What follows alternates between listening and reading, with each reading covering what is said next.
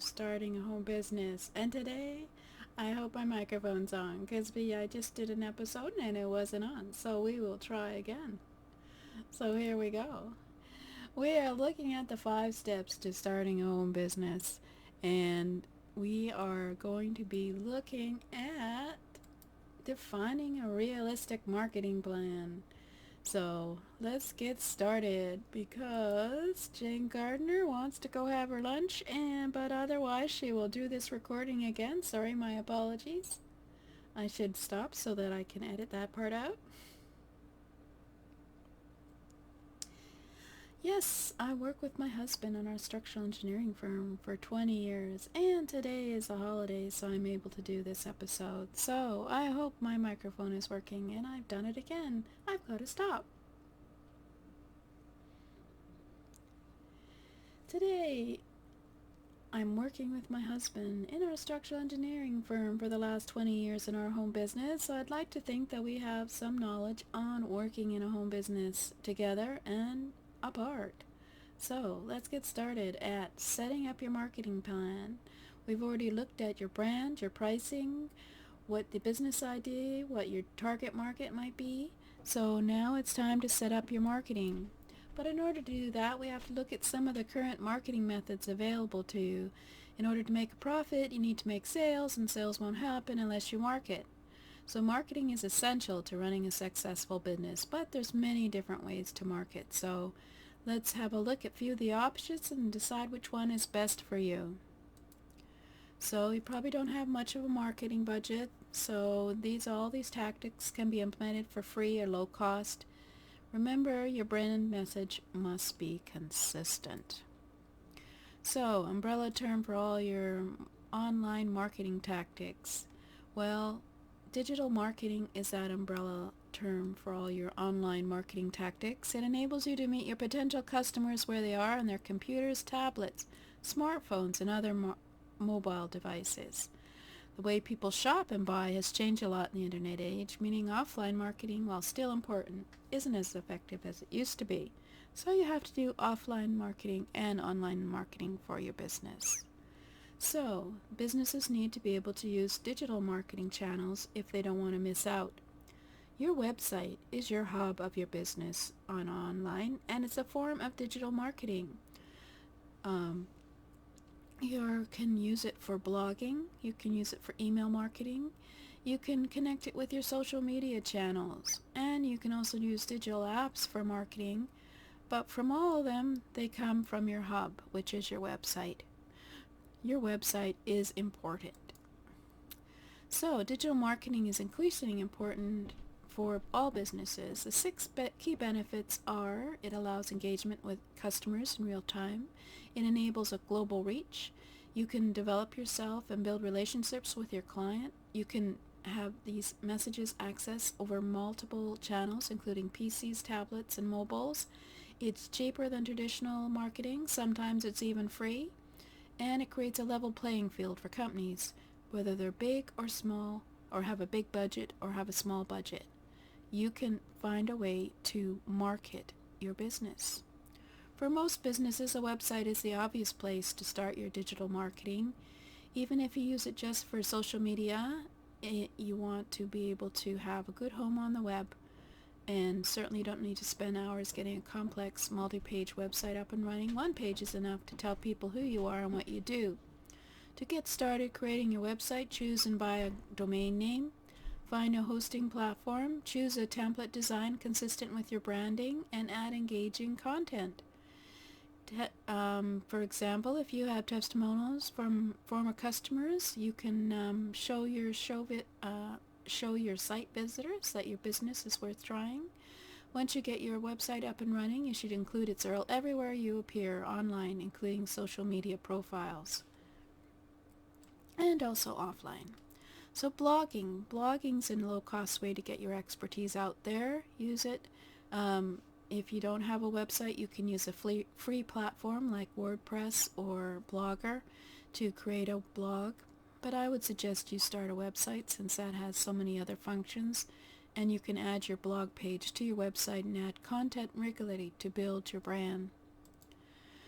You can do email marketing, Building an email list of interested potential customers gives you a solid database to market to.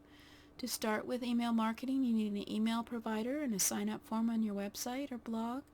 And once you've built a list, send your subscribers regular content that is helpful and showcases your expertise, as well as sending them any offers that you might have. Social media. Nowadays, all businesses need to cultivate a presence on social media. It's a great opportunity to engage with your customers and your target market on a daily basis.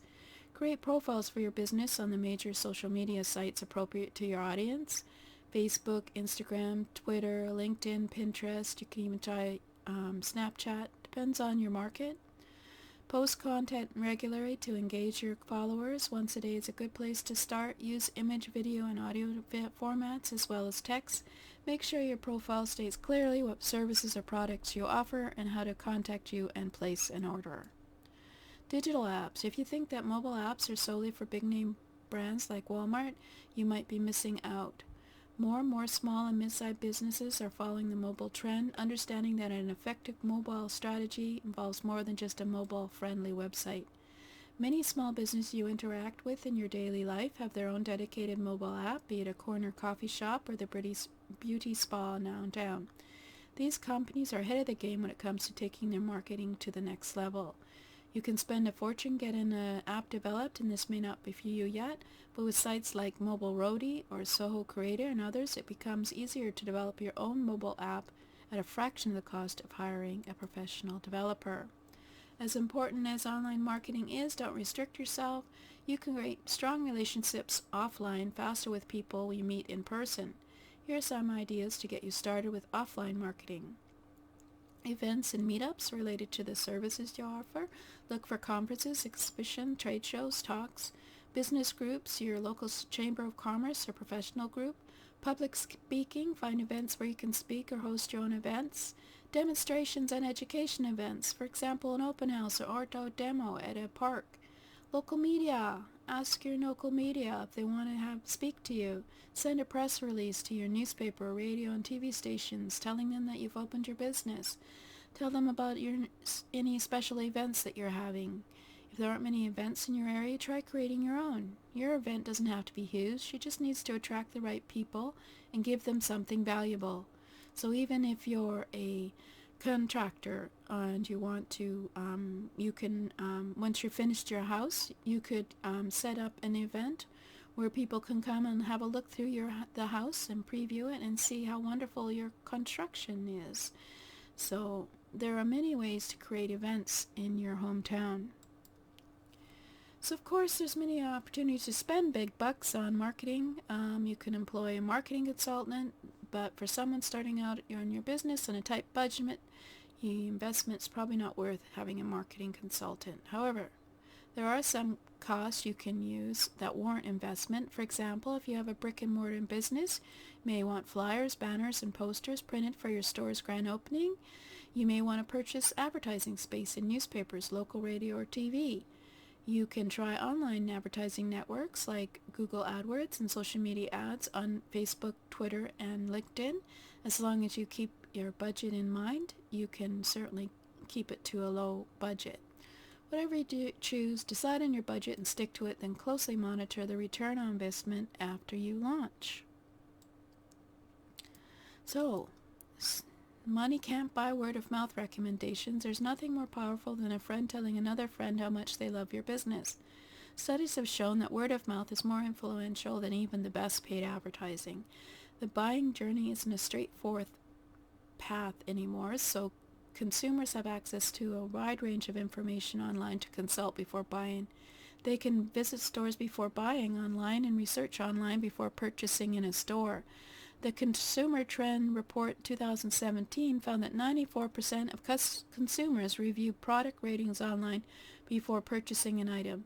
People are looking on social media for recommendations and sites like Amazon to read comments from past customers about you and your products. Positive entries are worth more than their weight in gold. So good customer service means you'll get good reviews, so it's vital to keep on top of this from the very beginning. Think of what you can do to generate good reviews, testimonials, and recommendations which will get people talking about you positively. Now that you've considered a variety of marketing possibilities, you need to create a plan to move forward. This is where a solid marketing plan comes into play. Your marketing plan lays out how your business will achieve its goals and hopefully exceed it. It will help you benchmark your success or failure. There are some key benefits to creating a marketing plan. You'll be clear on your product service audience and ways to reach that audience. It will help you decide where to spend your money. Other people will have a better idea of your marketing approach. It helps you understand what you need to do, how, and when to best reach your potential customers. So use our simple 10-point marketing plan. What's the reason for my business's existence? What sets my business apart from the rest? Write this all down. You should know because you've done your UVP or MVP, you've looked at your target market and your ideal customer, and who of course is your ideal customer. Well, you've done this research already. What's most important to their ideal customer when they're buying what I'm selling? What do I want to accomplish in the next 12 months? What top 3 actions are going to get me there? How much will each program contribute to my revenue? What will trigger my ideal customer to think of me? What strategies will I use to reach my goals, and how much money will I need to get it done? How will I find the budget? A final point about marketing is don't try it all. Try a few ways and then figure out if you're going to be successful at it.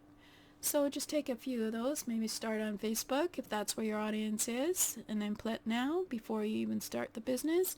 So if you already have a social media profile, then polish it up and use it to find customers, write some content on it. If you don't have a social media profile, then put one up now. If you want to do something completely new, like set up a podcast or YouTube channel, you may want to save these for later. Get a few tactics going first and gradually add new ones. Monitor closely to see which works and which don't. So, here's some action steps. Brainstorm ways you can generate word-of-mouth advertising. Go through each one of the tactics and see what happens when you do them. What strategy can you implement now, and what will be effective later on? So write out your marketing plan and let's get started, because next time we're looking at how to launch. Whew. So this is Jane Gardner, and if you want to learn more about how to start your business, you can go and look at your business idea into a real viable business today at http://bohbtips.com/step-by-step. And the Business of At-Home Business community is open, and you can become a founding member at http://bohbtips.com/members. We have many of these courses inside of the Business of At-Home Business community. As well, we have open office hours where you can ask me any question. We can see how we can get you started on starting your own home business and see if there's a market out there for your business, as I mentioned before. What's your minimum viable product that you can start with? And what's your UVP, or unique value proposition? And is your business idea viable? So you have to go look and see if you have a target market available out there for you. So we've discussed all these things previously, and I hope to see you in the Business of At-Home Business community.